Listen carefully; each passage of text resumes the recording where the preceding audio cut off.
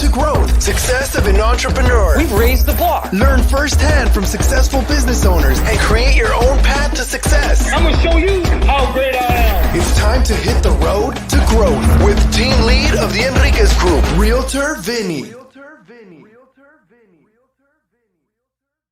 Hi, you Realtor Growth listeners. Today I have Trevor Williams. He is the inventor of the Williams key.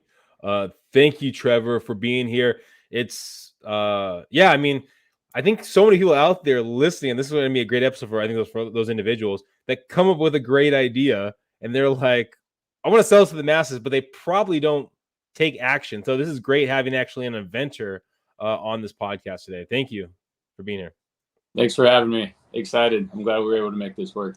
Can you walk us through what is the Williams key? Sure. So Trevor Williams made the Williams key. I can show you an example here. This is what it looks like. It's a very simple piece of metal for bypassing locks.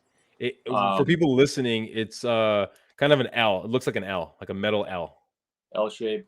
Yeah. And I'm a firefighter in the Los Angeles area, and I used to be a door contractor, so I installed a lot of doors and locks and took pride in that work, and then was devastated when I became a firefighter and started destroying doors. And it hurt me because I knew how much each of these doors cost and how it would affect a business owner or a homeowner.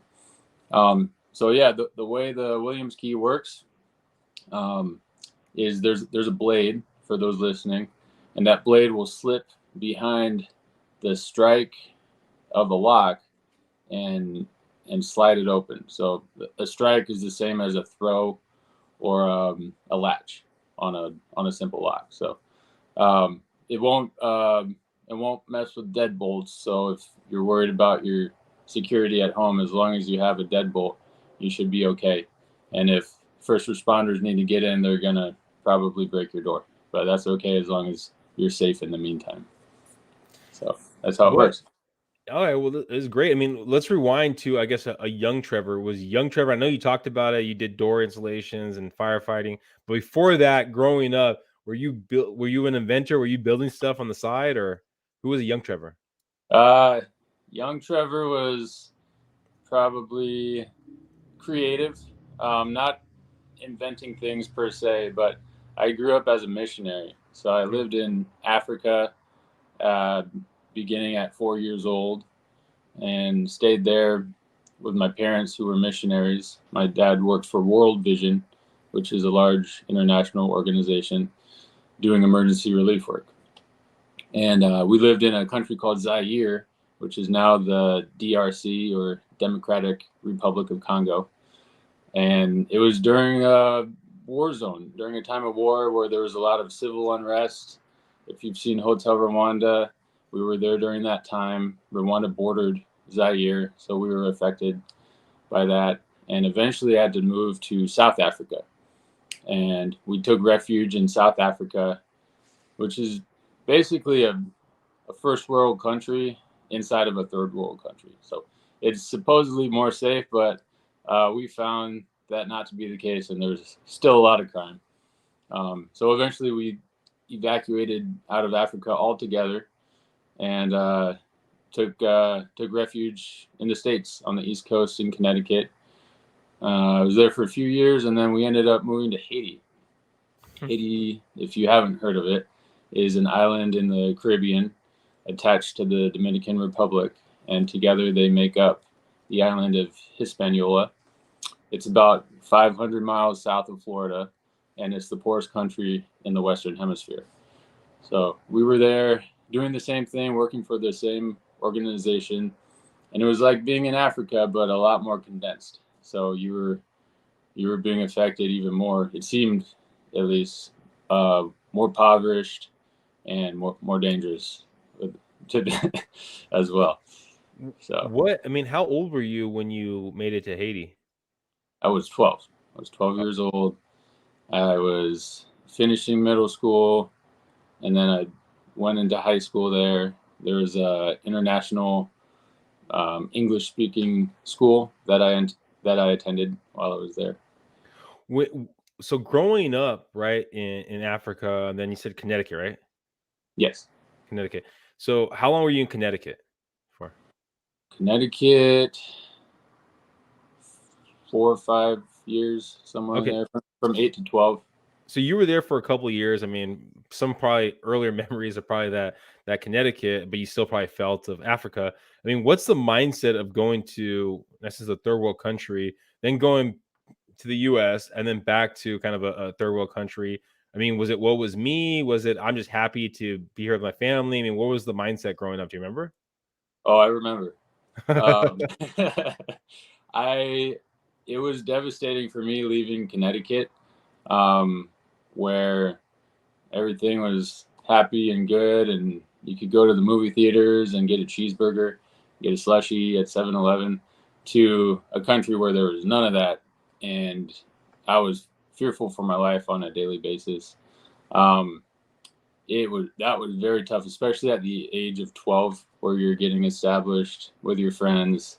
I had a good network with my church and with my neighborhood and my school, and it was very hard to leave that behind. I wouldn't have done it any other way. Looking back, it helped build me into who I am today. And living in countries like that force you to grow up a little bit faster as you're dealing with things we might not deal with here in America. But out there, it's every day is it makes or breaks you. It's survival. So I had to look at things a little bit differently. What happens after Haiti? Okay, so same thing that happened with Africa. Haiti got too dangerous, and we had to evacuate out of Haiti. There's civil unrest. The government was being overthrown. The president left.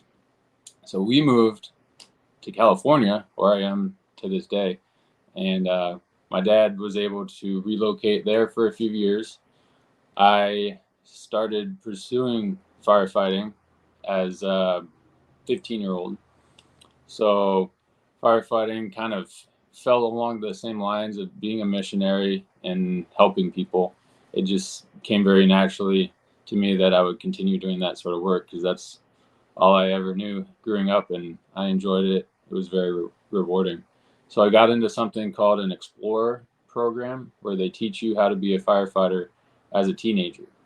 And you get to do all the training with the fire departments. And eventually, once you've done enough training, they let you spend the night and go on ride-alongs and see if firefighting is really for you or not. Once you see the first blood and guts, you know pretty quick if it's something you want to be involved with or not.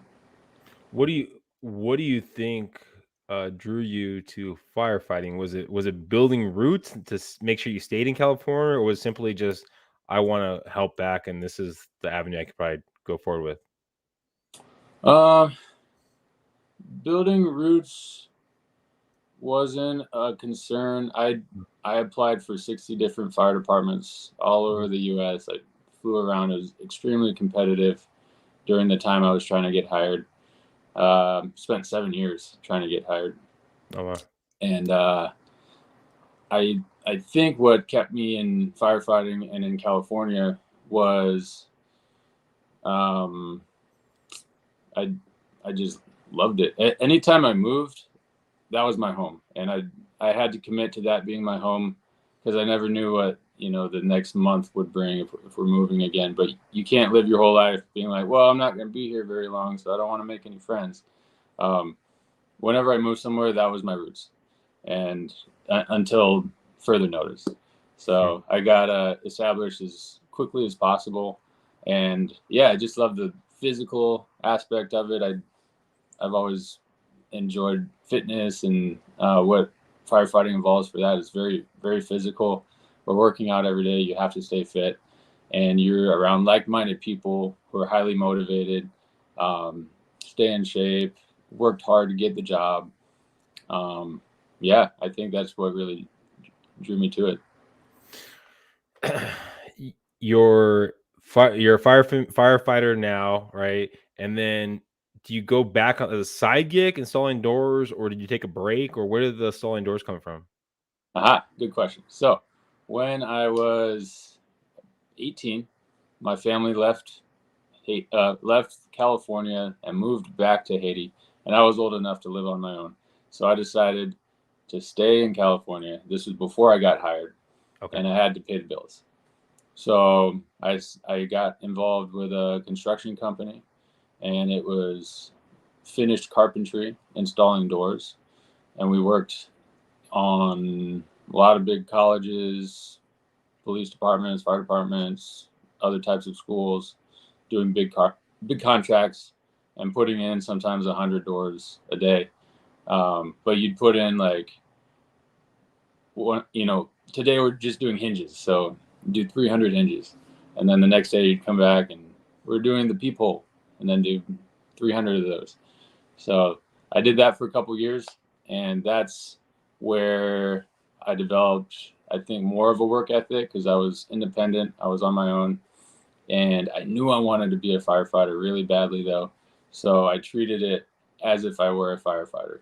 I would throw the construction ladder the same way I would throw a firefighter ladder. I'd lay out my extension cord the way I'd lay out a fire hose. And I was still testing. I was traveling around, testing everywhere, doing interviews, practicing, meeting with other guys who wanted to get hired. And that's how I got my feet wet in the work world. And I'd highly recommend anybody who doesn't know what they want to do, pick up a trade, because you're going to get to know tools. You're going to get to use your hands. And those are skills that will follow you around the rest of your life. And I know for me, I use my construction skills every day as a firefighter, as we manipulate doors and as we read building construction during a fire, knowing what's underneath you when you're on the roof of a fire. So good skills to have. Where does the idea of the Williams key come about, or just like where does that idea come from? So I made the Williams key for myself along with a bunch of other tools. And I had this little bag, I call it my wizard bag. And I know how to pick locks, I know how to do some more technical advanced skills, but there was also some tools in there that the everyday firefighter could use that they would see me using every day on call. So some of the tools would open a panic hardware really easily, or some would open an elevator. But the Williams key, which I just made one for myself, was the tool that everybody saw me grabbing the most frequently. And before long, everybody wanted one. And it's hard to fabricate tools, just out of the blue. So I didn't want to do it. And then eventually I made a small batch for my colleagues, my friends, handed them out. And I work at a big station in West Hollywood, and there's 39 of us on all the shifts. So a lot of people come through that station and get to meet me, and I meet new people, and we see each other work, and we're always learning from each other. So before long, this tool is spread around the county that I work for. We have almost 200 stations, so guys will come and go. And yeah, before long, people were like, hey, I'll pay you, please make me one. So I started making small batches, 100 at first, then 500, and I think the largest batch I've done has been 2,000. But yeah, sold about 12,000 at this point, and there hasn't been a day that's gone by since I started selling them that I haven't gotten orders in. So they've been very popular, very successful, and now, FBI and DOJ and Homeland and SWAT and Navy SEALs, all these different organizations are contacting me, asking for orders. So it's very cool to see how this is developed out of nowhere, because I never intended on starting a business, but it's the cards I was dealt. So I'm trying to ride the wave and keep up with it, and I'm finally to a point where I'm like, okay, I think I see how this goes, but it's constantly changing and growing, and it's fun. I enjoy it. I think there's probably a lot of people, or a decent amount of people, that are listening. They go, if I have this idea, right, I'm going to come from scarcity and say, I don't want to give it to someone else because someone else is going to copy what do I have. But it really sounds like you went from abundance of like, I'm just going to help people out, and whatever happens. I mean, was there a point where you actually says, I have to protect myself, have to protect kind of my business, my side hustle, my company? No, because initially I just wanted to help people, and Yeah. that's still what I believe. People who can't afford to buy one, make one. It's a Mhm. piece of metal, cut it. And then some people, now I get comments all day long on all the social media platforms like, "Oh, I'm just gonna make it," or that's stupid. It's just a piece of metal or whatever, and that's fine. Like I'm just here to help people make faster saves and get in. When time is of the essence and seconds count. So I don't care about making money. I do work very hard now. This has become very time consuming. With also having a full time firefighter job, I don't have much time to myself anymore. So I don't there and there's people who do try and copy it and all that stuff, and I don't care. They're like, the market's huge. I know that I'm making a difference when it comes to people who will utilize the tool in a good way, and that's really all that matters to me right now. Where do you think the change happened from being a inventor to being a business owner kind of come about for you in this company? Hmm. That's a great question. I haven't thought that one through. Probably when I had to like file all the S corp paperwork Oh and yeah. get legitimate. That's when it really started to become more real, and I have to answer to government entities.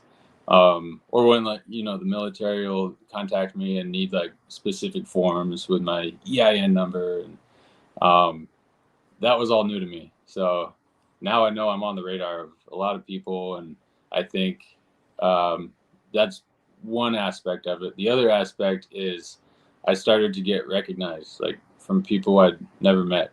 So, oh, you're like at a restaurant. Oh, are you the Williams Key guy? um, so it just kind of blew my mind. I'm just a simple guy. But now there's videos on TikTok with millions of views. Same with Instagram. It's really taken off, even internationally. I've got a map on my wall in my office here with little pinpoints of all the sales, and there's like probably 20 different international companies that I've sold to. Um, so yeah. Where do you see yourself and your business going in the future? Um, I would like to keep it. I know there's as you get more popular and create more money, sometimes people will try and buy you out. Bigger companies might try and buy you out. Um, I have a price, but it's very high because I don't want to sell it. Mhm. My name's on it.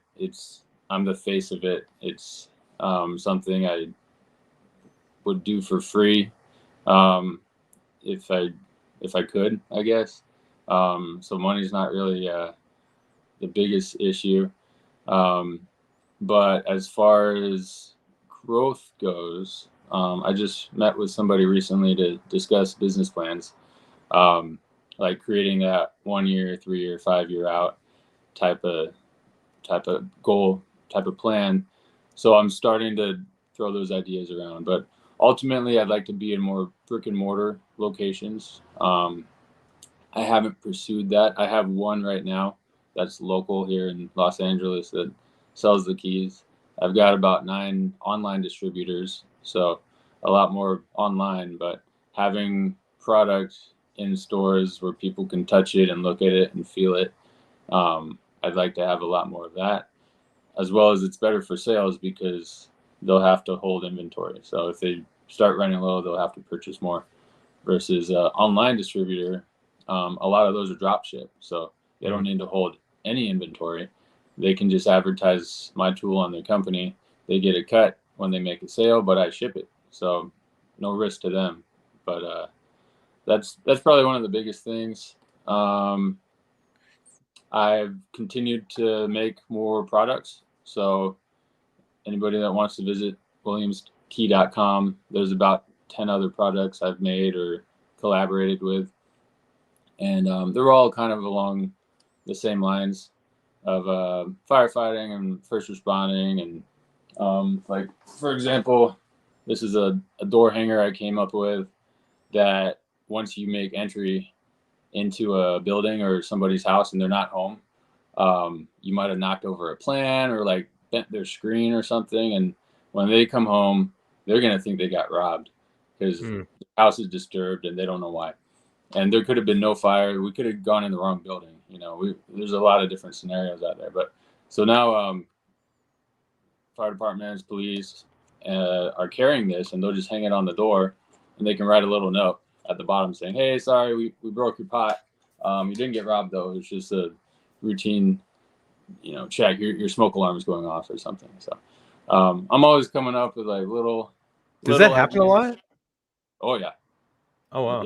All the time. I didn't know that. Good shit for us. We're constantly going in. We're busy, but we're constantly going into buildings and residents where nobody's home. And maybe we climbed in the window with a ladder, or maybe we got in with one of my tools. And most of the time we don't do damage, as long as you have a Williams key. But if we did do damage, the people got to know they didn't get robbed. That's kind of unnerving, right? You come home and your doorknob is snapped off or something. Like you want to know why, and then you'd be on high alert unless you saw one of these on your front door and you're like, oh, okay, I got a visit from first responders. Do you think there would ever be a time where you would find enjoyment simply in just inventing items?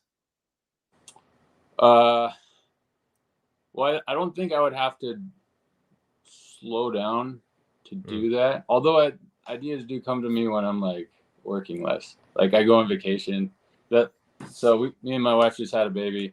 We did a baby moon to Dubai. On the plane is when I came up with this because I'm like, I'm on vacation. I can finally like let my mind rest. And then my mind's like, nope, you're not resting. I got an idea for you. So I think if I had a little bit more R&R and time to think, more ideas would come. Obviously, with each idea, you need money to back it up. So once the Williams key came along, it started providing some money for some other ideas that I can take a risk on. Every idea is at least a couple $1,000s to get some prototypes made and marketing or whatnot. So yeah, I definitely see myself continuing to make things in the future. If I had time to just do that, I might drive myself crazy, but I like the balance. And I think putting myself in situations where there's a problem that I need to solve, which is what firefighters do all the time. We're problem solvers, critical thinkers. That's what spawns new ideas. Like, how can I do this better? What can I create that would make this faster? I have a 4-month-old newborn girl, our first kid. So with her around, now I'm thinking about like dad ideas and like baby ideas and, a whole different way of thinking for me as a parent now, is how can I help make parenting easier? So I think I'll always have the wheels turning and a list of ideas. And yeah, you take a risk. You throw darts at the board and maybe one or two sticks, the other fall off, and hey, those are my big hitters. Those are successful. So I just keep taking the risk, What have you learned? Because when you started the Williams key, it was kind of organic growth, right? Over time, you're just making them for friends and kind of slowly. Mm-hmm. Is there any advice you would give your younger self, that person that just started with the Williams key, to be more inclined to grow faster than your trajectory in the past? Make a TikTok earlier. TikTok is something that I was kind of against for a while, and I only recently made one maybe a year ago. I think it was less than a year ago. And that thing has grown so quickly, and their algorithms must be different because videos on there go viral so fast. And that has my most following now, where I've put the most time and effort into the Instagram. But yeah, I've got probably 4 or 5 videos with multi-million views on there, and that directly impacts the sales. Anytime I start seeing the sales go up, I'm like, oh man, the video must be going off right now. So I won't know which one at first, because sometimes it's random, but I'll start going through all my social media platforms, and it'll be the craziest stuff that sets it off. And everybody wants to know the algorithm, and I think it's like constantly changing.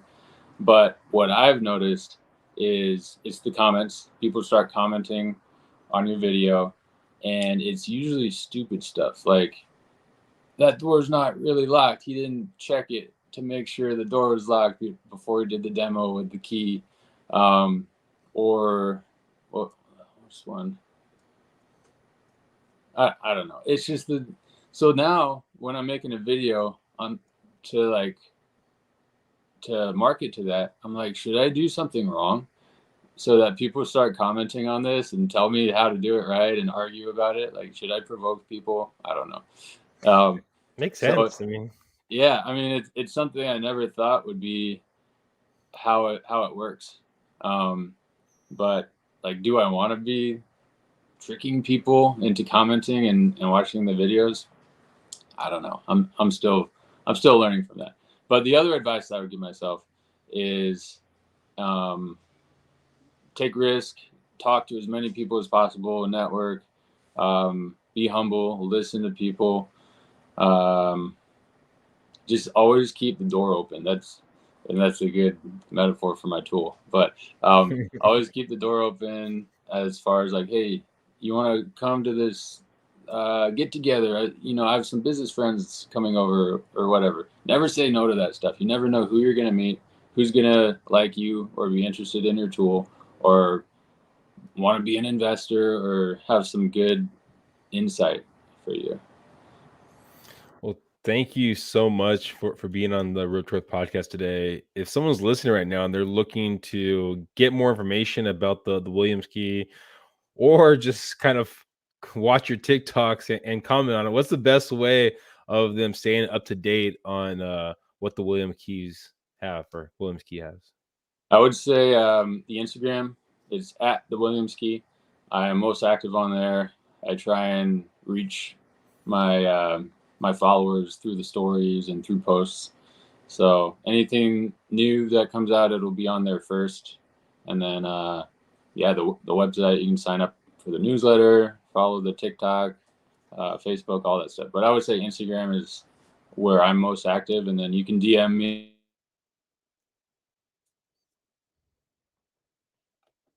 I think we might have lost it, and that was definitely interesting. So in the show notes, you're going to find all of Trevor's information, but that's how it happens.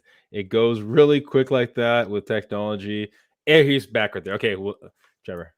Sorry. No, you're fine. No, it was like right at the end of it. But all Trevor's information is in the show notes. So you can go in the show notes and get the information. I'm going to finish on one last question while we have Trevor here. If someone's listening right now and they basically have an invention that they really think is worthwhile, what's one thing that they should do today or this week to kind of move the needle forward on kind of getting their invention out there? Yeah, so reach out to me. You can do it through email, thewilliamskey@gmail.com, or send me a DM on Instagram. We can talk. But I've been helping develop a company called Medfire that has gotten the Williams key to where it is today, as far as developing the product, going through prototypes, and getting it on the market. So if you're interested in, you have an idea and you want to ask me if it's a good idea or not, I might not know, but I can help you get it in front of the right people and see if it does well. Again, thank you, Trevor, for being here. Hopefully everyone listening got some great nuggets for that. I know you're probably listening, go, oh my gosh, I had this idea 5 years ago, a year ago, or maybe it was yesterday you had this idea, but what's holding you back? Take a chance, come from abundance, give back, reach out to Trevor. I mean, how hard is it to basically send a direct message, send an email? Hey, he's willing to allow you to bounce the idea and see if he can help you out. I mean, if you listen to a story, he's all about coming from abundance, giving back, giving to the world, and maybe he can help you grow just like he's grown. Thank you guys for listening. Please subscribe, please share, and go find Trevor. Bye, everyone.